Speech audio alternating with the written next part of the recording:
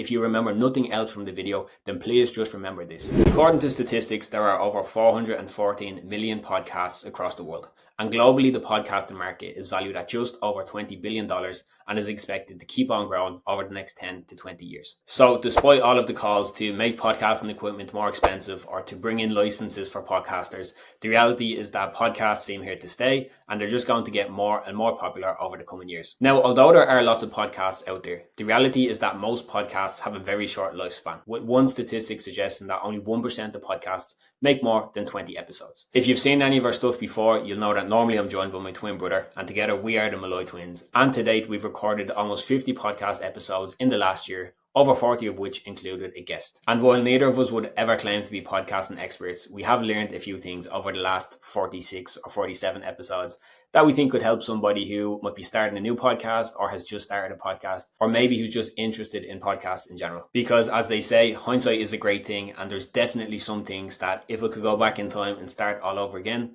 that I would do differently. So in this video, I'm going to give 3 things that if I could go back in time and start the podcast all over again, these are things that I would do differently. Now, none of these pieces of advice are going to be related to equipment or cameras or microphones or any of that more technical stuff. But if you would like to know what microphones or what cameras we're using or anything like that, let me know below. And if there's interest, I will make that video. But for today, I'm just going to focus these 3 things on the mindset or the mentality that I think would be more useful to somebody who maybe has just set up their own podcast or is considering setting up their podcast.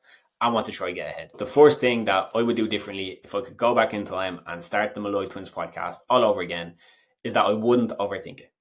Especially if you've never done a podcast before or you're brand new to it, you are going to overthink everything. You're going to overthink the logo. You're going to overthink when to start the podcast, when to release it, what days, what times, when to promote it, how to promote it, etc., etc. And while all of those things are important and do go a long way to helping your podcast, the reality is that at the start, all of those things are just procrastination. It's just you putting off doing the thing that you know you should be doing, which is recording the episode and publishing the episode. There's a saying that people throw around when it comes to productivity, which is eat the frog. And essentially what that means is when you have a long list of things to do the hardest things first. And when it comes to podcasting and starting your podcast and trying to put your podcast out there, the hardest thing, but the most important thing, is that you record your episodes and publish your episodes. Everything else, your logo, your release dates, your schedule, etc., can all be changed and improved over time. But you're not going to be able to improve your podcast if you don't even have a podcast to begin with. The second thing that I would do differently if I was to start the podcast all over again is that I would focus on quantity over quality at the start. I used to get so caught up in wanting the audio to sound great, wanting the visuals to look good, wanting all the clips to be amazing. And realistically, all you do is A, procrastinate doing the most important thing that I first mentioned, which is just publishing it. And B, you just annoy yourself and frustrate yourself and get caught up in the little details, when really all that matters at the start is putting stuff out there. View every episode, every clip at the start as an experiment. You're seeing how people react to it, how it looks online, how it sounds, what does it sound like on Spotify in comparison to YouTube if you're posting there, what do people think, how many clicks are you getting onto your video, etc. Everything for the first 6 to 12 months is an experiment. Don't get caught up in the details. Don't try to be a perfectionist and get everything looking right and sounding right every single time, because it won't. Things will go wrong, cameras will die, audio equipment will act up, and you just have to figure it out and react. Especially if you're in the early stages and you don't have a lot of money or you're not being backed by some big corporation. The reality is that you're just going to have to be resourceful. However, I do have to call a quick timeout on that one because I don't want anyone to get the impression that I'm saying that your audio or your visual quality doesn't matter.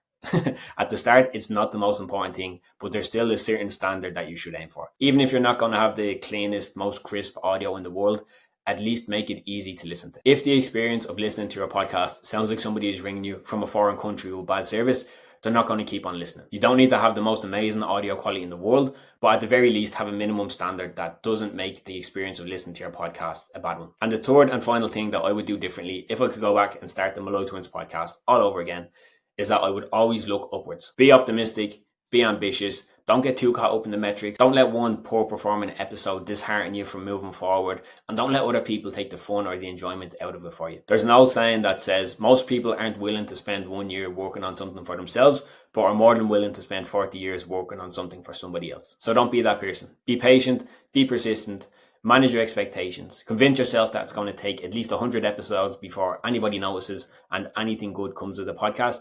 and you might just be surprised with how quickly things will pick up. So those are my 3 pieces of advice, or 3 things that I would change if I could go back in time and start the Malloy Twins podcast all over again. As I mentioned at the start, these were purely mindset and mentality related.